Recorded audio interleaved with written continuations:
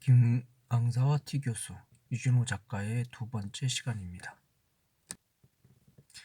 위험을 차리느라고 한층 더 눈에 살기를 띈 교장이 먼저 단 위에 올라가 김만필을 동경제국대학 출신의 보기 드문 수재라고 소개하고, 이어 이번에 새로 교련을 맡아보게 된 A 소장은 그의 경력과 인물에 대해 자기로서 감히 어떻다고 말할 생각도 없으며, 다만 이번에 특히 그의 분주한 사무의 틈을 타 우리 학교 일을 도와주게 된 데 대하여 감사의 말을 들을 뿐이라는 인사를 한 후에 김만필과 A 소장은 동시에 단 위로 올라갔다.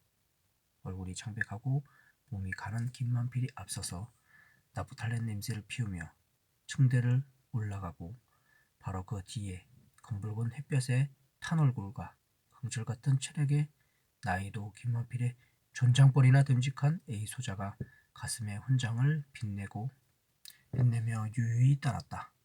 강당 안에 가득 찬 학생들은 이 진기한 행진에 거의 무의식적으로 웃음을 터뜨릴 뻔하였으나 기어스게 하는 최조 선생의 일갈로 겨우 참았다. 김만필과 A 소자가 나란히 단위에 서자 최조 교사는 다시 게이레이 하고 외쳤다. 동시에 수백 명 검은 머리가 일제히 숙였다. 생각하면 S 전문학교의 신입 교원 취임식이 이렇게 장엄할 줄이야. 미리부터 모를 바 아니었지만 막상 눈앞에 대하고 보니 김만필은 기가 막혀 정신을 차릴 수가 없었다. 자기는 무엇으로 수백 명 학생의 격려를 받을 가치가 있는가. 김만필은 예를 받고 섰는 그 짧은 동안에 착잡된 모순의 감정으로 그의 과거와 현재를 생각하였다.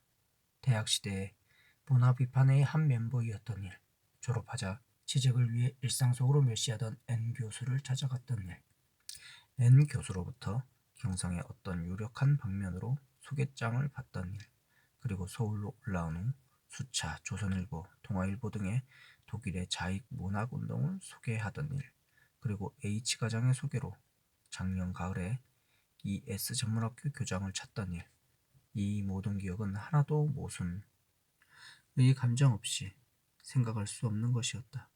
인생의 모순의 축도를 자기 자신이 몸소 보이고 있는 것 같이 생각되었다. 지식계급이란 것은 이 사회에서는 2중, 3중, 4중, 아니 7중, 8중, 9중에 중첩된 인격을 갖도록 강제되는 것이다. 어떤 자는 그 많은 인격 중에서 자기의 정말 인격을 명확하게 쥐고 있다. 그러나 어떤 자는 자기 자신의 그 수많은 인격의 현황에 끝끝내는 어떤 것이 정말 자기의 인격인지도 모르게 되는 것이다. 그러면 지금 자기는 이 두 가지 중에 어느 것인가? 이 모든 생각이 김만필의 머리를 번개같이 지났다. 그는 학생들이 격려하고 있는 그 짧은 시간이 지긋지긋하게 지리하게 생각되었다. 어째 눈이 핑핑 도는 것 같고 다리가 떨리는 것 같았다.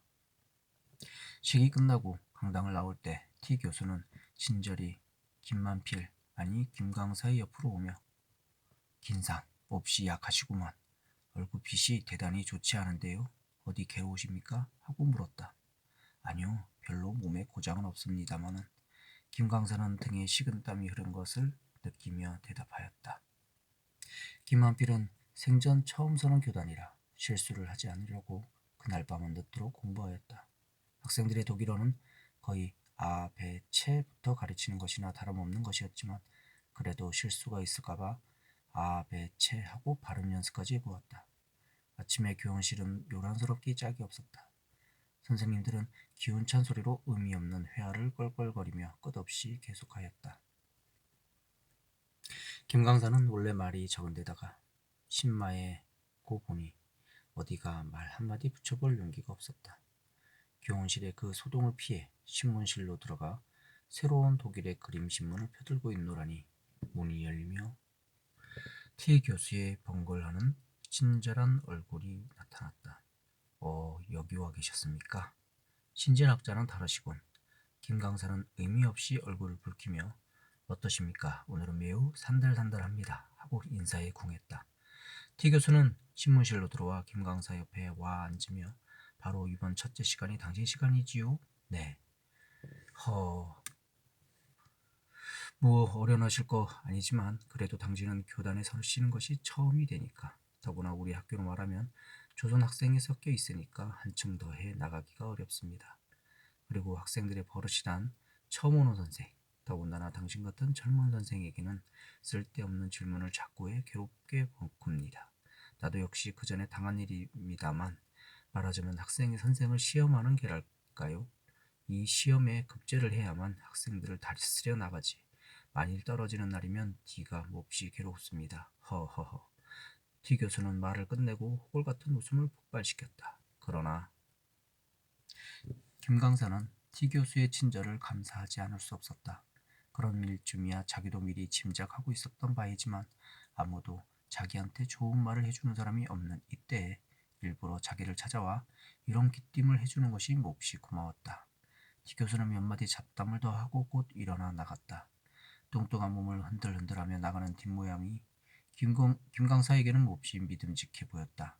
사실을 말하면 김 강사는 과거에 문화 비판의 회원이었던 것이 선생으로서는 정강이의 흠집인데다가 이 학교로 오게 된 것도 초빙을 받아서 온 것이 아니라 이 학교 교장이 H과장 밑에 꼼짝을 못하는 관계로, 또 H과장은 보통 사제 이상으로 무슨 특별한 관계가 있는 동경지대 N교수에 대한 의리로, 이렇게 어쩔 수 없는 관계 때문에 어쩔 수 없이 김만필에게 일주일에 4시간의 강사의 자리가 차례로 온 것이었으므로 김만필은 이 학교 안에 우선 교장을 필두로 자기를 환영치 않는 공기가 있을 것을 얘기하고 있었다. 교장은 정말로 김 강사를 싫어서 그러는 것인지 또는 그의 오종종한 성미 때문에 그렇게 보이는 것인지는 알 수 없으나 어쨌든 그를 별로 환영하지 않는 듯하지만 그것이 도리어 당연한 일이요. T 교수같이 친절하게 구는 것은 예기치 못하였던 바이다. 학생들은 예상보다 얌전들 하였다. 김 강사는 교수의 말도 있고 해서 몹시 경계하였으나 아무 일도 없었다. 질문이 있을 때마다 김 강사는 익히 인제 왔구나 하며 원수나 만난 듯이 준비를 차렸지만 일부러 선생을 골탕 먹이기 위한 질문은 하나도 없었다. 도리어 새로운 젊은 선생에 대한 호기심으로부터 오는 동정의 빛이 보였다. 시간을 끝내고 교훈실로 돌아오자 T 교수는 친절하게도 또 찾아와서 처음 서는 교단의 감상이 어떠냐고 물었다. 감상이 뭐 별거 있습니까? 학생들은 생각더니보다 얌전하더구먼요. 김 강사는 학생들이 처음 온 선생에 대해 의뢰해본다는 그 시험에 자기가 합격이나 한 듯이 약간 대기 웃음을 띠며 대답하였다.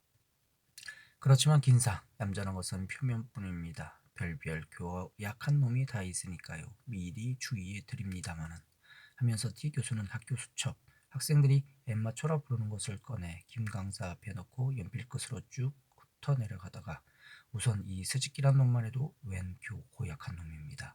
학교는 결석만 하고 모처럼 출석하면 선생한테 시비나 걸려 덤비고 교실에서는 장난이나 치고 그리고 게다가 품행이 좋지 못해 여학생한테 편지질하기가 일쑤입니다.